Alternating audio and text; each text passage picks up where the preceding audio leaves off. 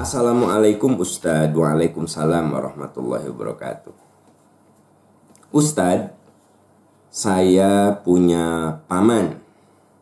Beliau seorang kiai di kampung saya. Beliau pernah memberikan suatu isim jimat. Di dalamnya setelah saya lihat ada tulisan ayat kursi. Beliau katakan, bawalah ini supaya kamu bisa menolak bahaya. Ustadz, apa yang harus saya lakukan dan benarkah ayat kursi bisa menolak bahaya? Mohon penjelasan. Ya, kita tentu saja mengatakan ayat kursi adalah firman Allah, ya. Surat Al-Baqarah 255. Dan bahkan Rasulullah SAW menganjurkan kita, mencontohkan kita ini membaca ayat kursi saat kita mau tidur. Saat kita mau tidur bisa baca ayat kursi, bisa baca Al-Baqarah 3 ayat terakhir, bisa baca Falaq Binas Qul Huwallah, lalu kita baca doa mau tidur. Jadi artinya ayat kursi itu memang ayat yang dianjurkan untuk kita baca. Di dalam hadis riwayat Imam Ahmad ada suatu cerita bahwa ada seorang yang punya lumbung kurma. Lumbung kurma. Kalau di kita kan lumbung padi ya. Nah, jadi kurma itu kan bisa kuat tahunan disimpan di lumbung. Tapi aneh, tiap kali dia masuk ke lumbung kurma, si kurmanya berkurang. Jadi selalu berkurang gitu. Nah, satu saat ketika dia masuk, ada makhluk gede gitu loh. Lalu sahabat ini bertanya, "Hei, kamu ini manusia apa jin?" Nah, kalau Anda mah mungkin pas lihat makhluk gede gitu tuh lari kan. Sahabat ini berani, "Hei, kamu ini manusia apa jin?" Ternyata si makhluk itu menjawab, "Saya jin."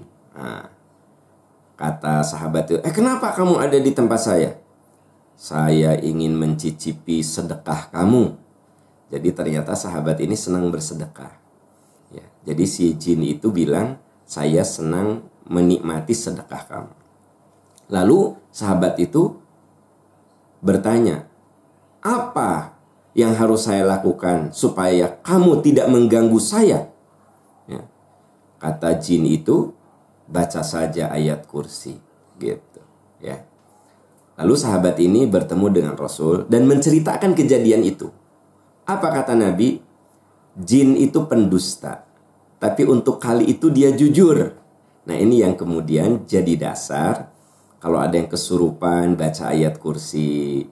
Kalau kita merasa ketakutan ya di rumah misalnya, tiba-tiba ada hal-hal yang membuat kita takut. Tiba-tiba pintu bergerak ya, padahal nggak ada siapa-siapa. Tiba-tiba TV ada yang nyalain ya. Jadi kita diganggu oleh jin. Maka bacalah ayat kursi, Falaq Binas dan Kulhu. Itu tuh ada dalilnya.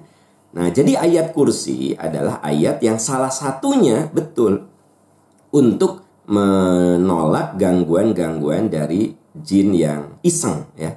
Karena jin itu ada dua teman-teman. Ada jin yang soleh, ada jin yang tidak soleh. Coba Anda lihat di dalam surat jin. Wa anna minna solihun, wa minna duna dzalika kunna tara'iqa qidada. Di antara kami ada yang soleh, ada juga yang tidak soleh. Kami menempuh jalan yang beda-beda. Jadi jin itu seperti manusia. Ada yang soleh, ada yang tidak soleh, ada yang suka iseng. Nah, kalau Anda di rumah suka ada gangguan-gangguan ya, baca saja ayat kursi. Dan itu sahih gitu ya. Nah, jadi ayat kursi itu memang betul diakui salah satunya adalah untuk menjauhkan diri kita dari gangguan-gangguan jin. Seperti dalam riwayat Imam Ahmad yang tadi saya bacakan. Nah, tapi ada tapinya.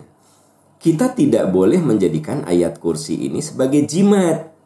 Kita tulis di kertas, dilipat-lipat, simpen di dompet. Nah, itu jadi syirik. Karena apa? Yang menolak bala itu bukan ayat kursinya, tapi Allah Subhanahu wa Ta'ala. Ada orang yang punya kaligrafi di rumah ayat kursi. Kalau itu sekedar hiasan ya tidak apa-apa. Tapi kalau beranggapan, meyakini bahwa kaligrafi ayat kursi itu bisa menolak bala, nah ini yang harus diluruskan niatnya. Benerin aja niatnya. Bukan berarti kaligrafi ayat kursinya harus diturunin. Bukan. Luruskan saja niatnya bahwa saya masang ini untuk keindahan. Ya. Kenapa?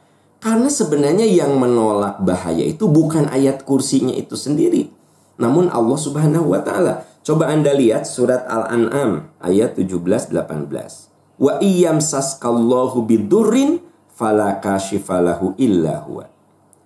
Jika Allah menimpakan suatu kemadorotan pada kamu, fala kashifalahu, maka tidak ada seorang pun yang bisa menolaknya.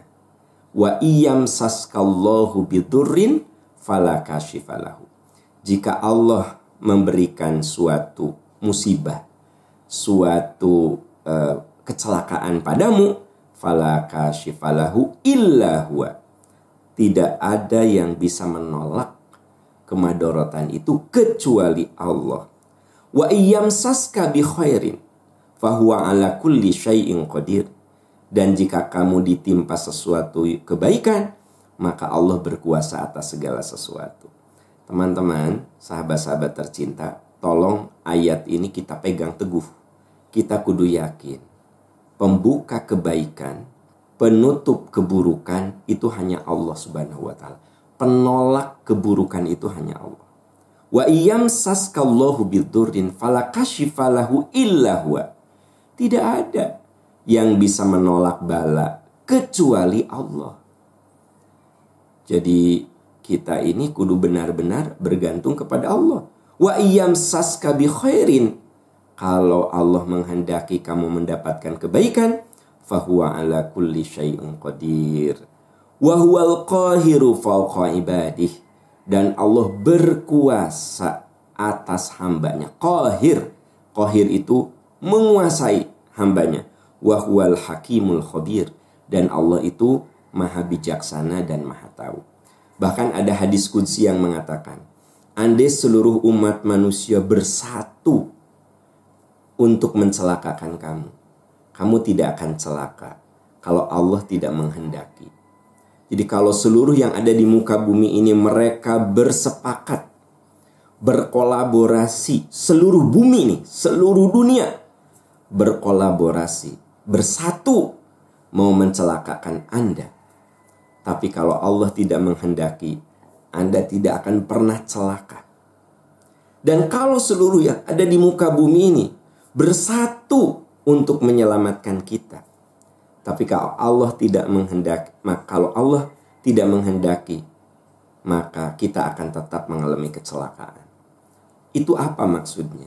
Ini mengajari kita, fa'iza azamta fatawakkal 'ala Allah. Tawakallah selalu kepada Allah Subhanahu wa taala. Itu sebabnya kenapa dalam Islam itu jimat-jimat itu syirik?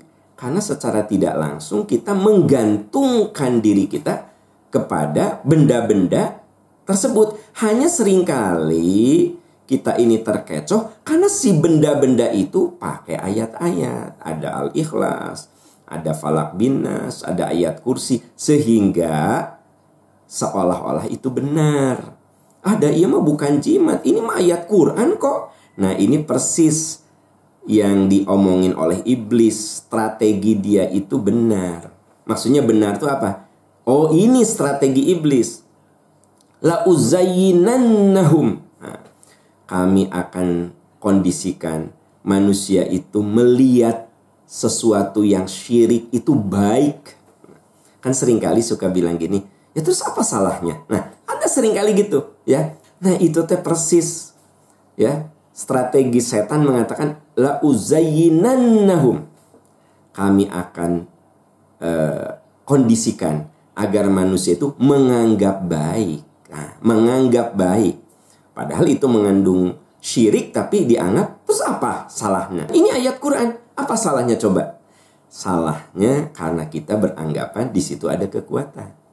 Padahal kalau kita lihat surat Al-An'am 17-18, apa katanya? Fala kashifalahu illa huwa. Kalau ada kemadorotan yang menimpa dirimu, tidak ada yang bisa menolak kemadorotan itu illa huwa, kecuali Allah Subhanahu wa taala. Wa iyamsaska bi khairin fahuwa ala kulli syai'in qadir. Dan kalau Allah akan memberikan kebaikan, maka Allah berkuasa. Gampang bagi Allah. Gampang bagi Allah mah untuk supaya kita dapat sebuah kebaikan. Wa huwal qahiru ala ibadi. Ini kalimat penting. Wa huwal qahiru fawqa ibadi. Allah berkuasa. Berkuasa. Tanamkan di otak dan hati kita. Allah berkuasa. Allah menguasai hambanya. Wa huwal hakimul khabir. Dan Allah maha bijaksana dan maha tahu. Itu jawaban saya. Wallahu a'lam bissawab.